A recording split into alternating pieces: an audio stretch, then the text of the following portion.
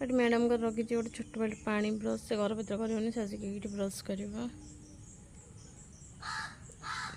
Hi everyone, welcome to my mini ब्लॉगटा morning morning start कर देछि। किचन को पड़े चाह बसेबी तापर आज झीर ब्रेकफास्ट कुछ बनइबी केक हरका अच्छी देदेवी बिस्किट हरका आज कहीं किसी मन होनी करने मो मुंडा बहुत जोर बिंधा हो तो से मत कहीं आज कि भल लगुनि।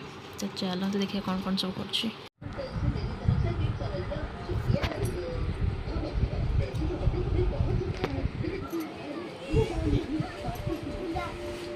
टीवी बंद कर दूची जाओ। आज लंच रे अच्छी चिंगुड़ीटा टिके फ्राए बनैबी तापर अल्प भात बसई बापा आम पखाड़ खाइबू कारण पखाड़ बहुत गुड़ा रही जाए। पियाज अदा रसुण टमाटो टी जीरा क्वांटिटी देखिए अधिक यहाँ गोटे फ्राए मसला बनैबी चिंगुड़ी फ्राए सहित पखाड़ा खाई बढ़िया लगे। सहित गोटे टमाटो भी मैंने सीझे पाक बन खाइबा मस्त लगे।